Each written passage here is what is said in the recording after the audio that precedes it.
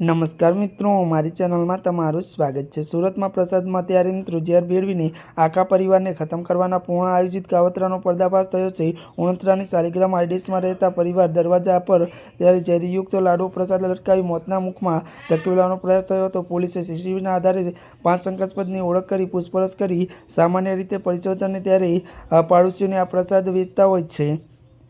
ગોવર્ધનભાઈ અને તેમની પત્ની પુત્રવધૂને આ લાડુ ખાધા હતા, જે થોડાક સમય ત્રણેયની તબિયત લથડી હતી। તેમને હોસ્પિટલ સારવાર અર્થે ખસેડવામાં આવ્યા હતા। ઝેરી અસર ગોવર્ધનભાઈ પર સૌથી વધુ જોવા મળી હતી। હાલમાં તો તેમની સ્થિતિ અત્યંત નાજુક હોવાનું જાણવા મળ્યું છે।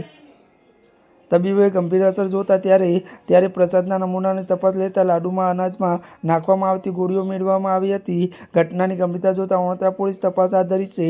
શાલિગ્રામ આઈડીએસ સીસીટીવી ફૂટેજમાં 5 વ્યક્તિઓની હિલચાલ શંકાસ્પદ દેખાઈ, જેની ઓળખ પૂછપરછ કરવામાં આવી રહી છે। મળતી જાણકારી અનુસાર શાલિગ્રામ આઈડીએસ 10 તારીખે ત્યારે ગોવર્ધનભાઈ ડોડિયા ઘરના મુખ્ય દરવાજા હેન્ડલ પર બુંદીના લાડુ થેલી લટકાવી હતી। ઘટનાની ગંભીરતા જોઈ ઉણોત્રા પોલીસ તાત્કાલિક શાલિગ્રામ આઈડીએસ સીસીટીવી ફૂટેજ કબજે કર્યા હતા અને પોલીસે સીસીટીવી ફૂટેજના ત્યારે 5 જેટલી વ્યક્તિઓને એવી જણાઈ કે જેમની હિલચાલ શંકાસ્પદ છે। ત્યારે મિત્રો અત્યાર માટે બસ આટલું જ। અમારી ચેનલમાં નવા હોય તો અમારી ચેનલને લાઇક, શેર અને સબસ્ક્રાઈબ કરી દેજો। ધન્યવાદ।